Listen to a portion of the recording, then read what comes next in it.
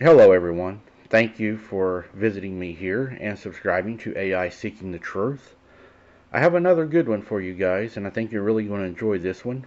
So let's go ahead and get into it. This happened in my hometown of Maine. In this town, there are a bunch of bike paths that lead through a huge forest just along the outskirts of town. The edge of the woods is about a 5-minute car ride and about a 10-minute bike ride. And this woods is where this horrifying experience happened.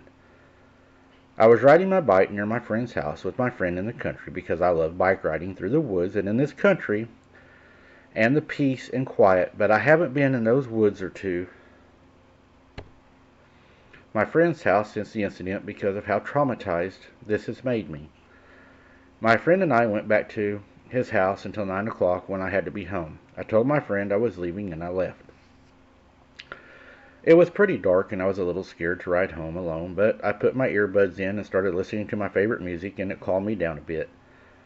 I started to ride home and I decided to go through the woods, as it was longer and I was enjoying cruising with the summer breeze on my sweaty face and body. I also enjoyed the peace and quiet as in town by where my house is. It is very loud and obnoxious. I got to the entrance of the trails in the woods and I immediately felt like I was being watched. Also, I got this other feeling, but it was hard to explain. It was kind of like a fear and a dread at the same time. I was speeding through these paths faster than I should be. I took a sharp turn, and my tire hit a patch of small rocks, and I slid sideways, and my front tire hit a tree.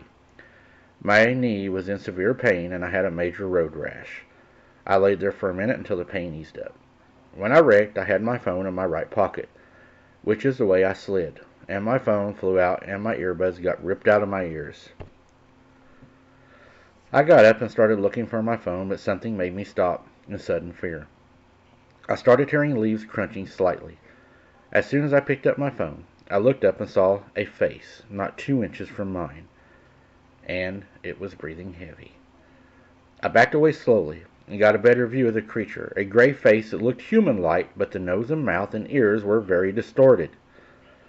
The creature was about 4 or 5 foot tall, and I'm 15 and about 5'3". This creature stopped breathing and gave me a crooked, razor-sharp toothed smile, and turned around.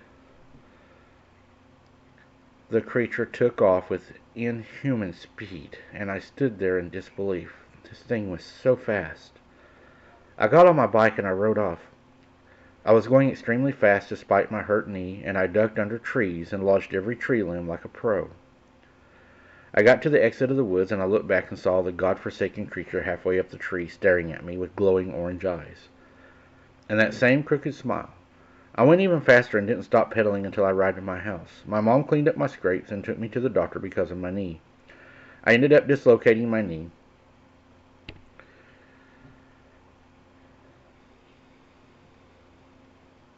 And it was very proud of myself for striving through the pain to get away from this creature. I guess you would call it adrenaline.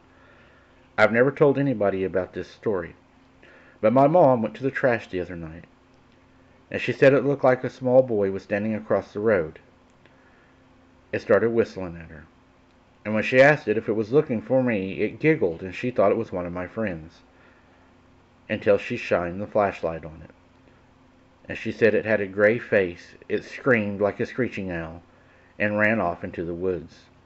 We haven't had any more encounters with this thing, and I hope that we don't. Do you think it will be back, Mike? Wow. Um, I think probably a pretty good possibility. I would get good lighting. I would get some cameras put out. Try to keep it at bay with that. But it sounds like if it did come back, and was looking at your mom and stuff, it is watching your house, and I would say it is still watching you, probably day and night. So yeah, I would be extra cautious right now. And like I said, lights and cameras are a major, major thing. And make sure you lock your doors at night, your windows. If you have any doggy doors, it being that small, it may try to climb in. Even your chimneys, guys. Watch your chimneys. They may come down your chimney. And just, be extra cautious. Until next time, guys, don't let these things in your house. And don't allow them at your house.